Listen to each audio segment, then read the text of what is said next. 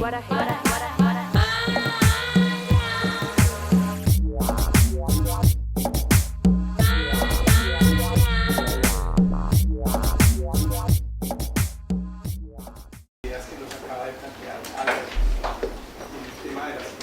mí es música celestial el tema de la desmitificación de la vigencia de las economías de escala en la forma, digamos, no rigurosa como siempre las hemos expresado. Se han aceptado en el medio, es decir, siempre pareciera ser que la gran explotación por definición es más eficiente y es más productiva, digamos. Me gusta mucho este análisis que desagrega cuando hablamos de productividad, de qué estamos hablando, porque me parece que esto nos debe llevar, y ahí querría oír su observación. Uno, alrededor del cuidado que tenemos que tener al hablar de, por ejemplo, políticas de protección y juzgar las políticas de protección.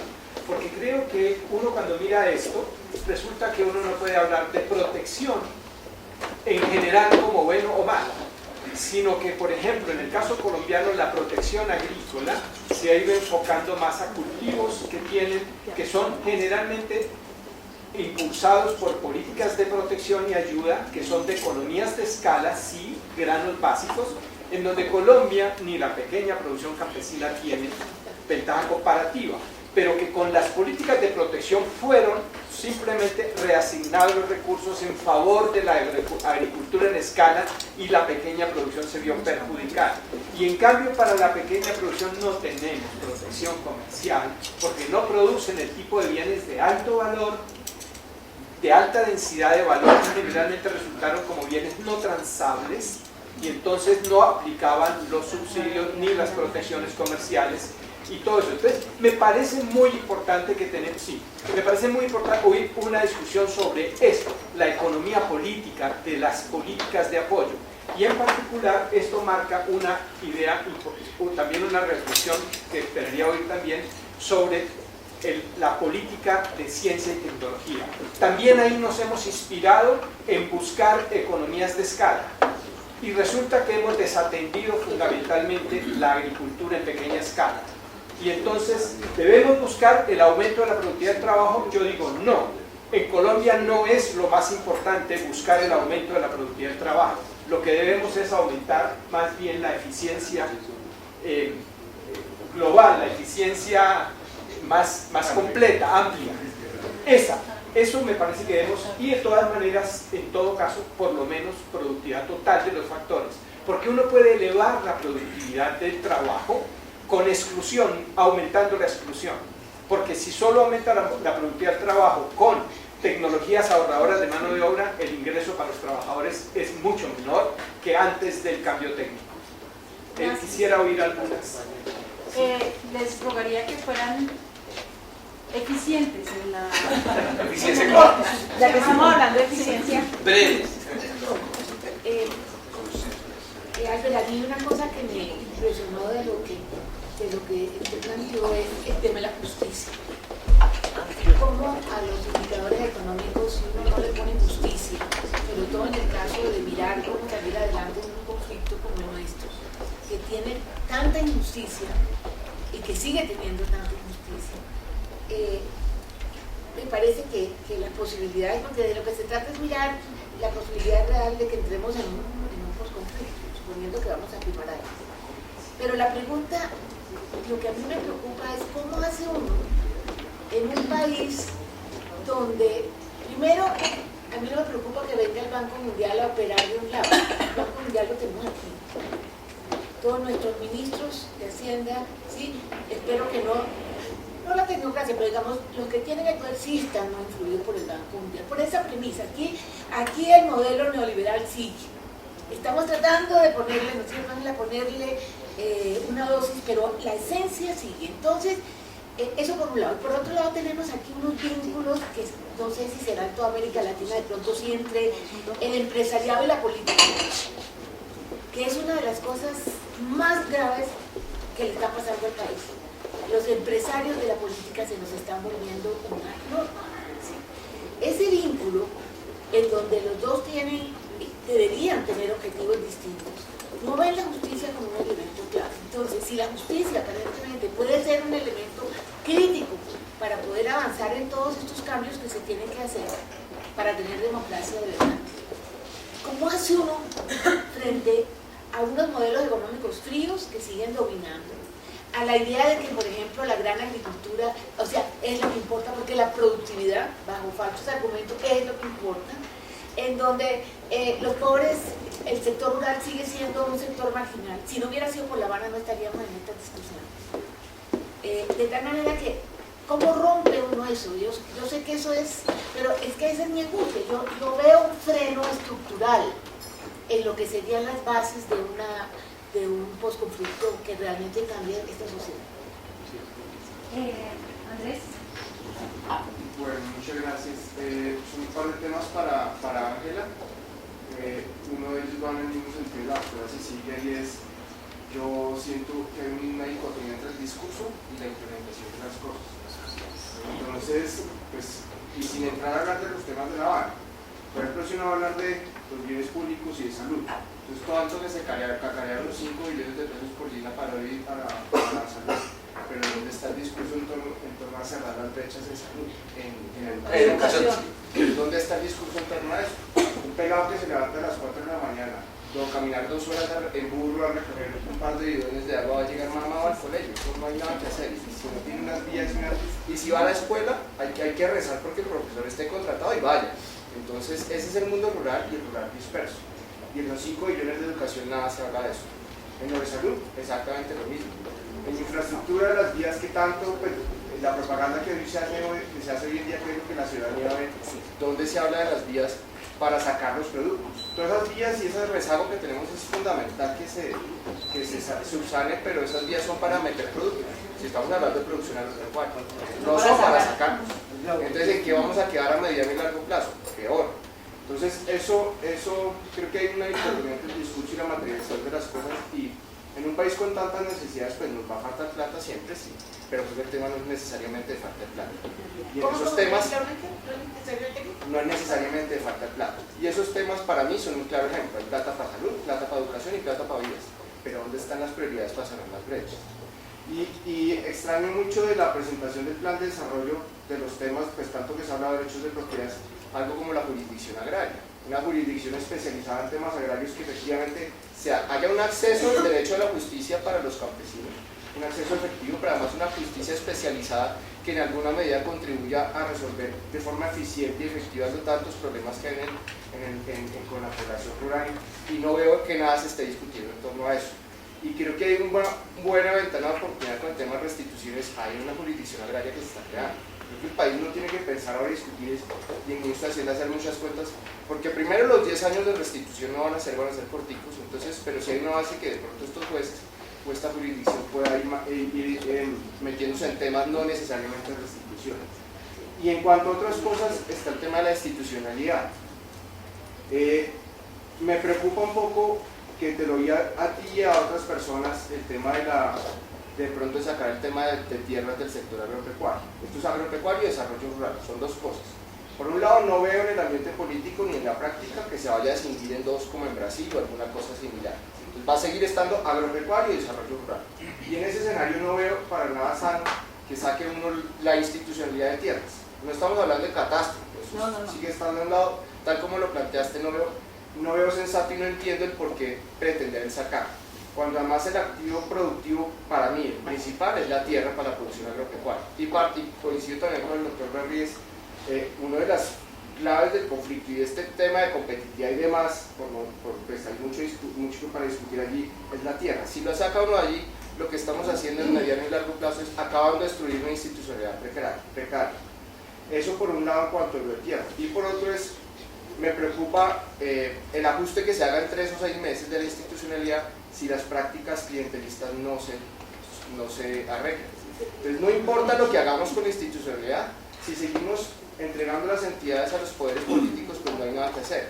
Y ejemplos hay muchos en el sector agropecuario, liquidados por corrupción el INCORA, la Caja Agraria, el IDEMA, el INAD, el INPA, el DRI, y ya me sacaron tarjeta roja. Entonces me preocupa el tema de las prácticas, y creo que es más que no hay una institucionalidad perfecta, pero sobre todo es cómo las vamos a hacer para que efectivamente pues, sean honestas y sean eficaces y accesibles al público. Vamos a hacer, contestamos esto y hacemos otra ronda que tenemos que ver. ¿Quién quiere empezar? Ok, entonces puedo responder brevemente al comentario de Álvaro, de acuerdo en todo sentido. Entre otras cosas, la idea de que la protección es un concepto muy simple, demasiado simple. En la teoría, ese concepto entra en el pensamiento de mucha gente y es un grado de simplismo muy dañino. Y es amigo de la gente perezosa y la gente con sus intereses, digamos, especiales. Y hay que profundizar en esa área, de acuerdo en que información microeconómica, macroeconómica y comparativa lo debemos reunir de alguna forma para que sea accesible. En parte de lo que tú estabas pensando en la pausa, de que la información sobre todo eso es tan única en Colombia, en la media, y entonces eso me parece muy, muy importante. Hablamos de eso también, si hay posibilidad. Entonces, la idea de que la economía, la política de la economía política es tan importante, pues eso digamos, es el punto de Francisco, de que hay que entender el proceso de toma de decisiones, todas las influencias que frecuentemente distorsionan algo que me parece muy interesante y lógico.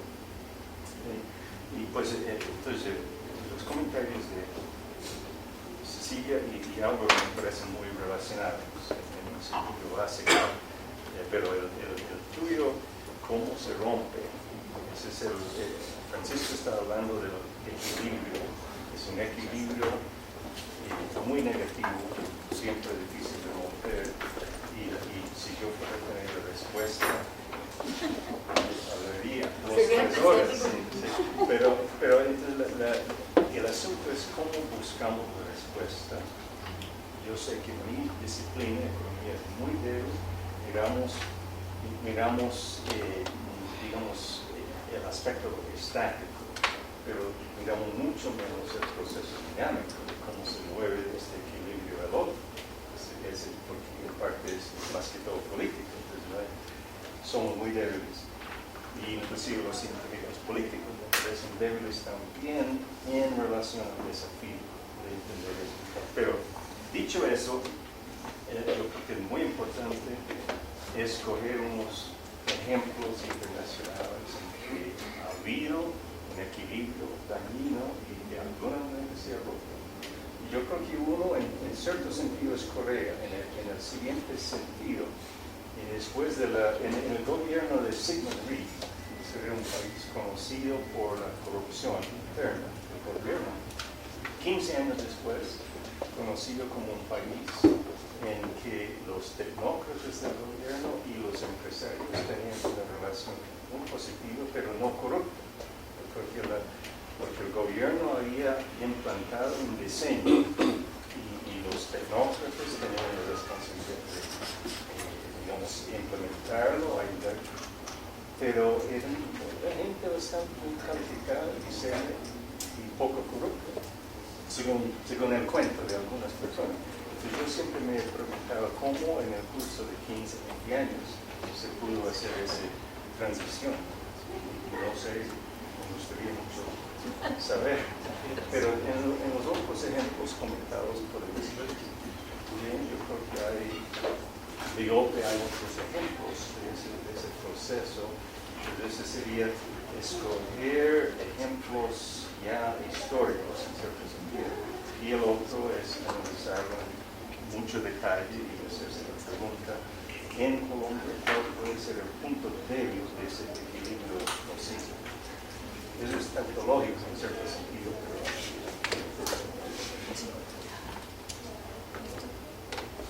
Bueno, básicamente las 4 preguntas de Andrés. Frente al tema de la jurisdicción especializada y en dónde debe quedar la entidad de tierras. Sin duda, en el Plan Nacional de Desarrollo se plantea la necesidad de una jurisdicción especializada, muy en línea con lo que está propuesto para la unidad de restitución. No, digamos, crear ciertas capacidades en el equipo actual, de forma que entienda qué quiere decir lo rural, qué quiere decir las leyes de tierras en Colombia, y en ese sentido avanzar ya hacia lo que tiene que ser la justicia para la formalización y el ordenamiento del territorio. Eso implica, y yo creo que es Alexandra, que eso también, un fortalecimiento del sector judicial en Colombia y unas proporciones que tal vez todavía no tenemos muy claro de qué dimensión va a ser, pero la propuesta del Plan Nacional de Desarrollo parte que la entidad de tierras no va a tener aspectos judiciales. Esto quiere decir que tiene que haber un cambio a la norma hoy en día, porque incluso el INCODER hoy en día administrativamente puede titular. Eso implica un cambio importante por eso estamos hablando hacia la gestión de la política integral de tierras, no en estricto sentido hacia la formalización. Digamos, la formalización ya es el punto final, pero la entidad de tierras se tiene que transformar como en el abogado, el que acompaña al campesino en todo el proceso de formalización. Frente a dónde debe estar la entidad de tierras, pues yo comparto plenamente lo que tú dices. En mi opinión, ante todo, la tierra es un factor de desarrollo rural, y en ese sentido es fundamental que esté bajo el marco político del Ministerio de Agricultura y Desarrollo Rural. No obstante, la discusión se está dando a nivel de gobierno, como quedó planteado en el Plan Nacional de Desarrollo, es de esa manera. Sin embargo, yo creo que hay que escuchar las diferentes posiciones. Hay un tema minero aquí que hay que oírlo, que hay que saber cómo vamos a manejar, y que en estricto sentido el Ministerio de Agricultura y Desarrollo Rural no tiene competencia sobre eso. Entonces, si bien puede que la decisión final sea que esta entidad de tierras no quede dentro del Ministerio de Agricultura, las relaciones con los otros sectores que tienen incidencia sobre el ordenamiento del territorio son muy importantes. Y es que, en mi opinión, parte del desorden territorial es que hay mucho cacique en los temas de ordenamiento territorial, que se empiezan a superponer los unos contra los otros, y la realidad es, por ejemplo, el caso que tenemos en Guaviare, que sobre un mismo territorio hay hasta 5 formas de propiedad sobre la tierra, ¿no? Territorios colectivos, los temas ambientales. Y eso para, por ejemplo, un alcalde, que es el que tiene que hacer el plan de ordenamiento territorial, pues lo amarra de manos frente a su propio territorio. Entonces yo creo que, si bien comparto el enfoque, es un enfoque de la mención, de hecho lo hemos dicho en varios escenarios, esos planteamientos nuevos que están llegando a la mesa deben ser considerados. Estamos en una realidad donde la tierra y el ordenamiento salen de lo sectorial. Frente al tema de educación y salud, miren, a mí responder esa pregunta, por supuesto, como funcionaria del gobierno nacional, me queda muy complicado. Pero te ayudamos. Pero hay 2 cosas que yo quiero decir. Primero, creo que no es por defender el trabajo, pero tener un capítulo que no sea sectorial en el Plan Nacional de Desarrollo de un país en donde tenemos una tradición meramente sectorial es un gran avance. No obstante, y esa sí es una opinión de Ángela Penal, yo creo que este país hace muchos años tomó la decisión de ser un país urbano, contrario, digamos, a la realidad. Tomaron esa decisión en su momento por recomendaciones de organismos internacionales, y en ese sentido se construyó el presupuesto y se construyeron los indicadores para medir la efectividad de las políticas públicas desde una perspectiva urbana. Entonces, la transformación que requerimos de los sectores que tienen influencia en las áreas rurales es una transformación profunda, desde cosas tan básicas como medir su efectividad. Solo les doy un ejemplo. A un alcalde, a través del Sistema General de Participaciones, ¿Cómo lo miden en términos de saneamiento y agua potable? A través de cobertura. ¿Eso qué quiere decir? Tubos que lleguen a las casas. Eso es lo que quiere decir. ¿Cuántas casas están conectadas a una conexión intradomiciliaria? Así lo miden a él y así, o sea, un buen alcalde es el que más tubos conecta. Entonces, si nosotros pensamos que con agua, con salud y educación queremos llegar a rural disperso, que ese es el propósito, tenemos que hacer hasta transformaciones constitucionales para que eso pueda entenderse de esa manera. De otro lado, en términos de la asignación del presupuesto del orden nacional, que es básicamente la pregunta de Andrés, es lo mismo. Es lo mismo, o sea, no es suficiente como tradicionalmente nosotros hemos hecho, pues los que manejan el presupuesto lo saben, durante muchos años se puso con un chulo, ¿no? Cuando llegaba la ficha, esto tiene que ver con Unidos, póngale el chulo, eso tiene que ver con...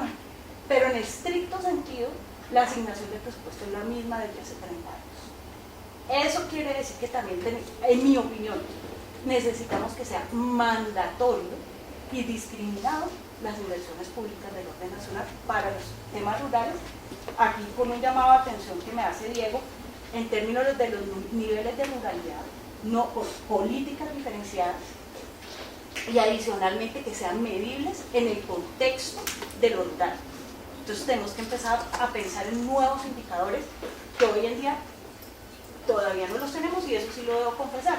El primer paso es que tenemos ya no una visión sectorial, sino una visión más de territorio, pero tenemos que lograr que los otros sectores se involucren. Yo creo que en el articulado del Plan Nacional de Desarrollo, para mucha gente este es un artículo inocuo. En mi opinión el artículo 100 es bastante poderoso, especialmente por el último inciso, y depende de qué tanto lo podamos primero reglamentar y qué tanto se presione por ese artículo, porque puede pasar al olvido, en donde dice que los sectores que tienen incidencia en las zonas rurales tienen que priorizar sus inversiones en aquellas zonas de intervención integral. Eso puede ser mucho o puede ser nada. Y eso involucra al Ministerio de Educación, al Ministerio de Salud y por supuesto al Ministerio de Infraestructura y de Carreteras. Y estoy absolutamente de acuerdo. En Colombia, es que es como todo, en Colombia se delegó una responsabilidad a los gobernadores y a los alcaldes, pero no se les delegó el presupuesto. Eso obviamente. Y lo mismo pasa con la asistencia técnica y todo ese tipo de cosas. Entonces, hay que hacer un cambio muy profundo en cómo se hacen las políticas públicas en Colombia, que no traspasan el Plan Nacional de Desarrollo, sin duda. Muchas gracias. Entonces ahora seguimos con la segunda. Una pregunta. Una cosita sobre esto. ¿Sí? Una cosita sobre esto de la trampa, de cómo. ¿Sí?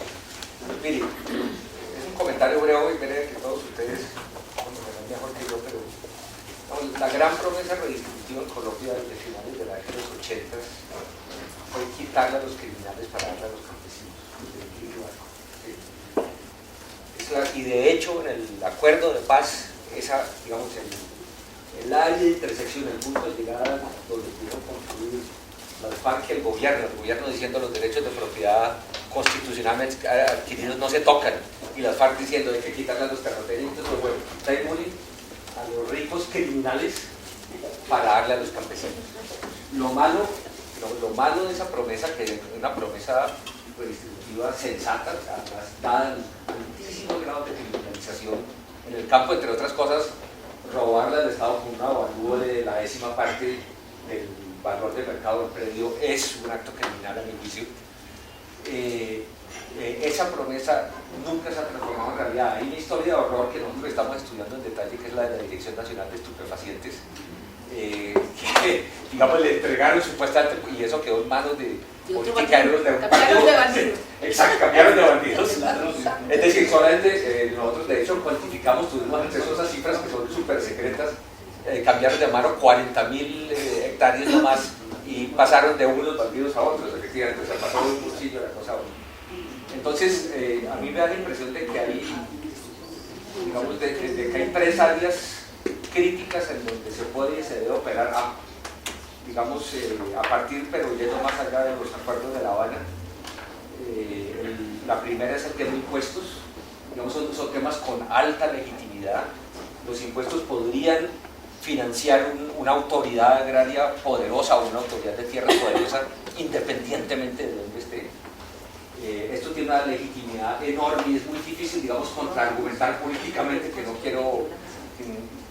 quiero pagar impuestos sobre la tierra. Digamos, quedaron muy expuestas las fuerzas políticas respaldadas de eso. En segundo lugar, está el tema notarios, que yo creo que en un contexto comparado se puede demostrar que es el diseño desastroso de Colombia. Los países andinos llaman mucho más lejos que Colombia. En Perú, en Bolivia, en Ecuador, los notarios son funcionarios.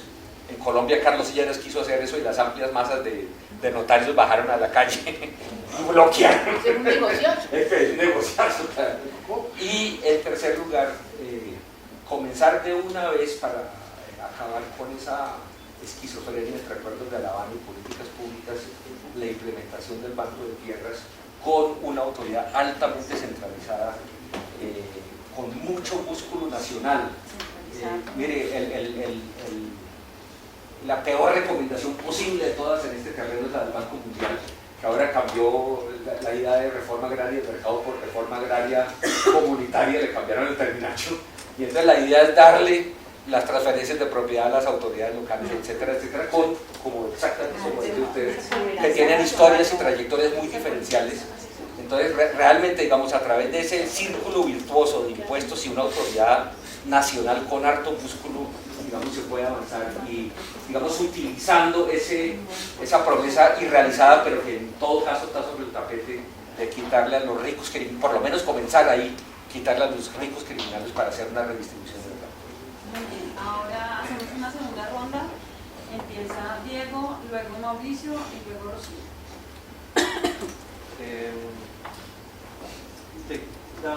Bueno, lo primero es que yo quería recordar un poco, porque la idea, simplemente para recordarle a otro seminario que se hizo acá hace un par de años, donde hablaban de que la justicia fuera el motor de desarrollo. Creo que era la idea de Bowles en eso, y que parece que es muy, muy poderosa, y creo que parte de todo esto es que mucho parte, si uno pensara en otra manera de entender lo que nos ha pasado por lo menos en los últimos 2 años en el sector agropecuario, es que una de las formas de verlo es que el campesinado se siente absolutamente tratado injustamente en Colombia, ¿no?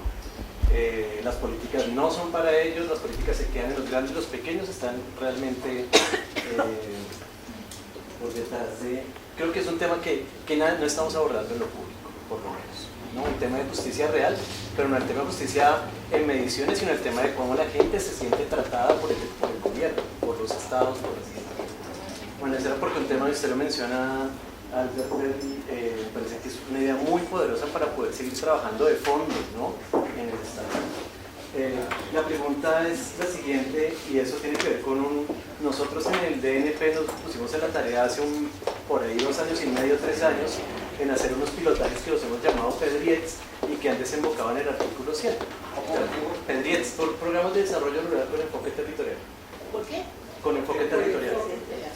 Y bueno, tuvimos una apuesta, y eso otro día lo podemos hablar porque es una historia larga, pero el punto es el siguiente, y hablo de los ingresos de las personas en lo rural, los pequeños campesinos y el tema de formalidad que me llamó mucho la atención, y es una pregunta que no hemos resuelto, pero a ver qué día puede tener. Formalidad en la propiedad, digamos. Formalización, tener títulos y tenerlos formalmente. Básicamente lo que nosotros hicimos fue una selección, instrumentos del gobierno nacional con las alcaldías sobre personas que consideramos podemos tener los instrumentos y de la gente más pobre que vive en las zonas rurales de 2 regiones de Colombia. ¿Qué nos terminó dando, dentro de muchas cosas, y es un documentico que esperamos sacar ahora, es que la mitad de las personas escogidas adrede, no eran las más pobres, pero estarían en el quintil más bajo, por lo menos de lo rural, la mitad de estas personas no tienen una propiedad para un desarrollo agropecuario. Luego, tenemos la mitad tienen algo para trabajar, bajísimas capacidades, todo el rollo del desarrollo rural. La otra mitad son casas rurales. Ahora, La preocupación de nosotros es, ¿debemos formalizar? Ese es el tipo de distribución de tierra que nosotros queremos y que nos va a ayudar a llevar estas zonas a otro lado. Yo tengo dudas, o por lo menos hoy lo hemos hablado, no existen instrumentos para atenderlas, esto es todo un pero. El principal tema era no estas personas que curiosamente dentro de los municipios que escogimos son los municipios que tendrían mejores posibilidades para el agropecuario, obviamente son las que tienen menos capacidad.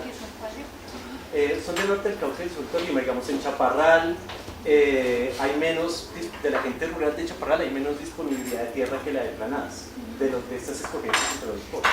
Entonces la pregunta un poco es, ¿qué tipo? O sea, esto va mucho más hacia el tipo de distribución de la tierra y ese tipo de instrumentos que queremos formalizar, pero queremos formalizar a una casa rural. ¿Eso a qué nos lleva? ¿A qué tipo de políticas nos puede estar llevando? Digamos, creo que dentro de los temas la región, revisar los temas de distribución de tierra, sin duda toca revisarse bajo los contextos regionales. Los temas de formalización hay que revisarlos bajo las apuestas y posibilidades de una región en Colombia, son diversas, y bueno, y eso es porque creo que hay algunos elementos de estos que no fueron tocados en los creo que sigue, Rocío hizo una distribución para técnicas, sí. Creo que sigue Mauricio. Sí, mi pregunta, digamos, es global. Me gustaría que de pronto Jim y Francisco, digamos, se hicieran una mención explícita, y por supuesto que Ángela. Digamos, los tres factores de producción fundamentales son la tierra, el capital y el trabajo, y la razón por la cual el Banco de la República no está administrado por el Ministerio de Hacienda es porque precisamente se necesita autonomía en muchas dimensiones para poder administrar el tema de inflación, flujos de caja, etc. Me parece que esa misma lógica aplica a la razón por la cual la Autoridad de Tierras no debe estar bajo el mando del Ministerio de Agricultura, y es fundamentalmente porque existen razones para creer que es fundamental que esa autoridad esté inoculada en términos tecnocráticos, y existen motivos para creer que el gobierno nacional es un actor más de lo que significa la administración de ese factor productivo que es la tierra, que puede ser fundamental para el tema de desarrollo agropecuario, pero que es fundamental para el tema de política local, de actores armados en el territorio y para cualquier tipo de dinámica. Es decir, la tierra no es solamente un factor de producción en el agro, y la Autoridad de Tierras, en ese sentido, yo invitaría realmente a que lo pensáramos en términos de un Banco de la República de Tierras. Esa es una pregunta.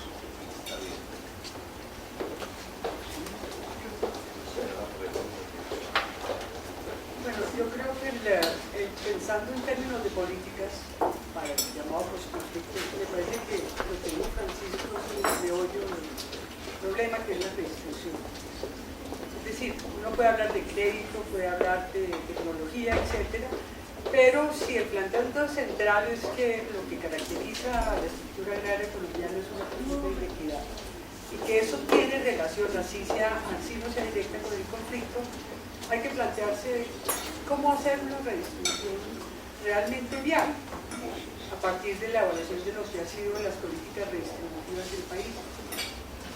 Ahí planteo, teniendo en cuenta la exposición de planeación de Ángela, que hay tres fuentes fundamentales en el país que hoy día le permitirían a uno bajar el problema en la tierra, y es la serie histórica de baldíos. O sea, ya sabemos qué pasó con los baldíos en un siglo. Eso es un aporte fundamental. Segundo, el catastro, o sea, el atlas de la propiedad de la tierra, que sí da información sobre la tierra pública, no solamente sobre la privada. Lo que pasa es que hay 48% del catastro rural está desactualizado, pero sí hay información.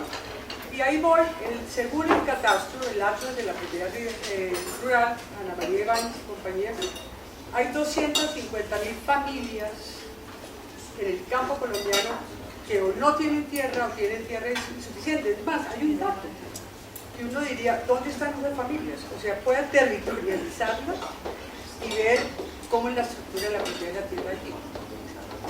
Entonces, ese es el otro punto que yo quisiera plantear, porque no veo, es el problema de la... Francisco toca el problema de los derechos de propiedad.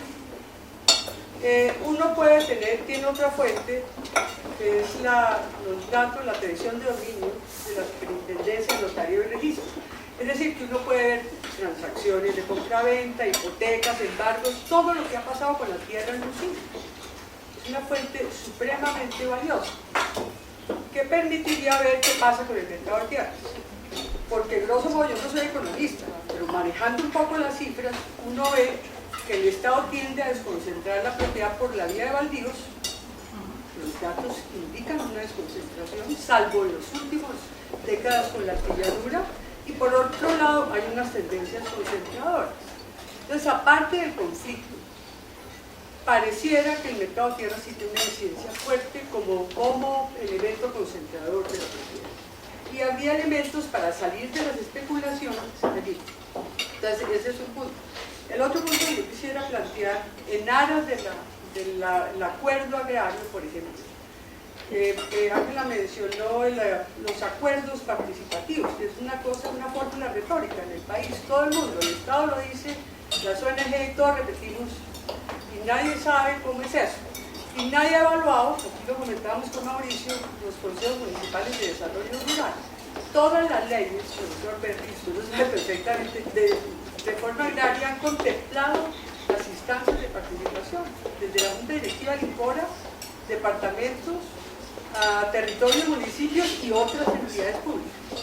Entonces, uno esperaría que Planeación o el Ministerio tengan una evaluación de lo que ha pasado con los mecanismos de participación de las asociaciones campesinas. Finalmente, yo sugiero algo que es increíble, es que no hay información sobre juntas de acción comunal. La base social de organización del campesinado de la población rural son las juntas de acción comunal. Hay cerca de 40.000 en el campo y siguen teniendo una influencia clientelizadas o no. Es la base social, ni tampoco de las organizaciones sociales rurales. Esto lo señalo porque se plantea lo del acuerdo, los acuerdos participativos, y en el cálculo y en la visión del posconflicto, pues hay que ver realmente qué papel juega la ciudadanía. O sea, se habla mucho de los campesinados como sujeto político, pero de esa frase bonita no se baja primero a ver por qué fallaron los mecanismos legales que existen, y segundo, cuáles serían los mecanismos adecuados que den confianza a la población rural, no solamente al campesinado, para poder aportar. Y la política minero-energética.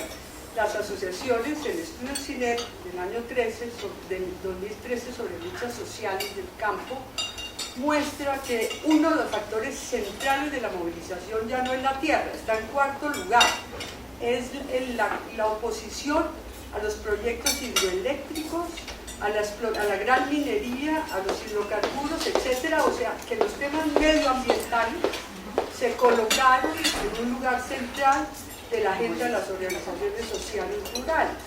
Entonces, en el plan de desarrollo del gobierno hay unas contradicciones evidentes entre políticas mineroenergéticas y lo que está planteando la población campesina, lo está viendo como una forma de salud, de desplazamiento forzado, los grandes proyectos mineroenergéticos fomentados por el gobierno nacional. ¿Contestamos esto y seguimos? ¿Quién quiere empezar? Hagamos así. Derecha, izquierda. Derecha, izquierda. Como debe ser. No. Comienzo por los Mauricio. A mí me seduce mucho ese libro. De hecho, en el libro de Lipton, que es un clásico, dice uno de las invariantes de las reformas agrarias exitosas es una autoridad nacional agraria poderosa. En Bolivia el presidente era el presidente del Instituto Agrario, ¿no? Y eso lo mantuvieron los dictadores. Eso lo mantuvieron los dictadores y estaban muy orgullosos de ser presidente de la República y presidente del Instituto Nacional Agrario. Pero obviamente eso, digamos, eso implica tener una burocracia nacional y una tecnocracia muy poderosa. Y por eso, insisto, esas construcciones que tienen que pasar por la universidad, etcétera, los impuestos son importantes. Con respecto a los baldíos, efectivamente, digamos, hubo desconcentraciones por los baldíos, efectivamente esa ha sido la política estándar, porque no quieren chocar con los terratenientes. digamos, lo interesante o lo trágico es que esas desconcentraciones son, digamos, se basan en derechos de propiedad inestables y precarios. Entonces, ¿qué sucede? El ciclo que todos conocemos, descrito por Legrand, etcétera, etcétera, de apropiación en la frontera agraria por parte de terratenientes una vez que dejan que los colonos abran trocha, o peor aún, en el contexto de una guerra o de un conflicto armado, pues se resigne. Entonces el problema realmente es con derechos de, digamos, con derechos de propiedad mucho más, etcétera, etcétera. Yo sí quería hacer una cosa con la que estoy muy de acuerdo con Rocío, que dice el tema de la participación. Mire, yo francamente creo que el país tiene que transitar por dos caminos, y aquí ya estamos metidos en el cómo se sigue, que es interesante. Entonces, por una parte, darle una participación nacional real y vigorosa a las organizaciones agrarias. Eso no ha existido. Están muertas. Y digamos, a partir del Frente Nacional, de respuestas negativas del Frente, que tuvo también cosas muy positivas, se instauró esa fantasía grotesca de que los representantes de los gremios eran los representantes de todos los trabajadores del campo.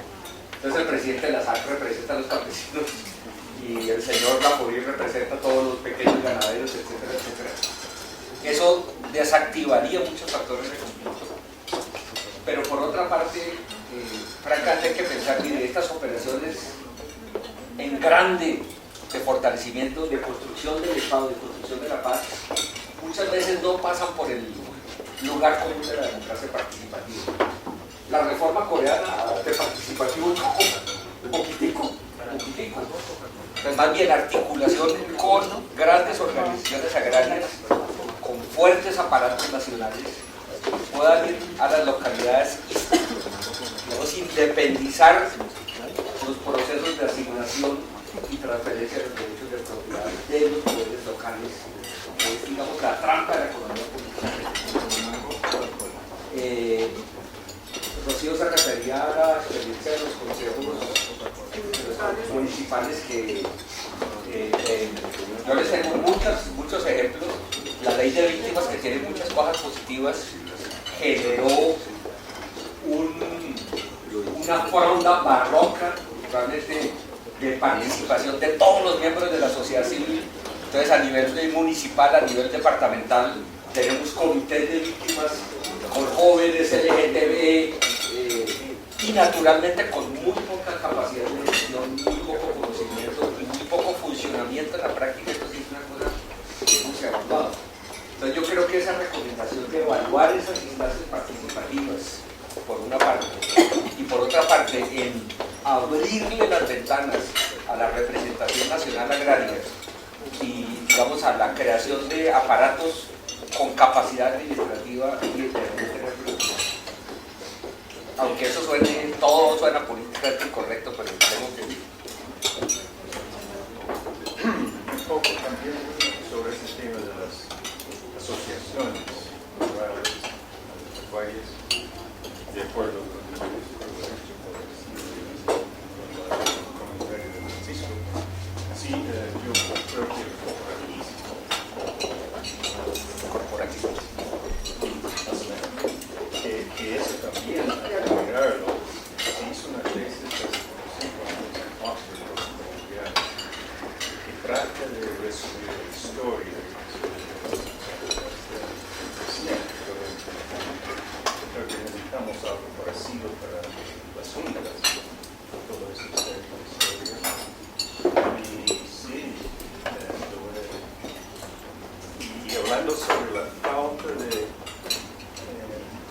falta de presencia política del 95% de los participantes en el campo, pues esto obviamente es tal vez la única manera de llenar ese vacío, teniendo una representación informal.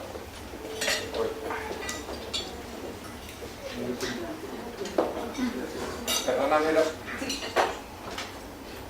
quiero dar un ejemplo espantoso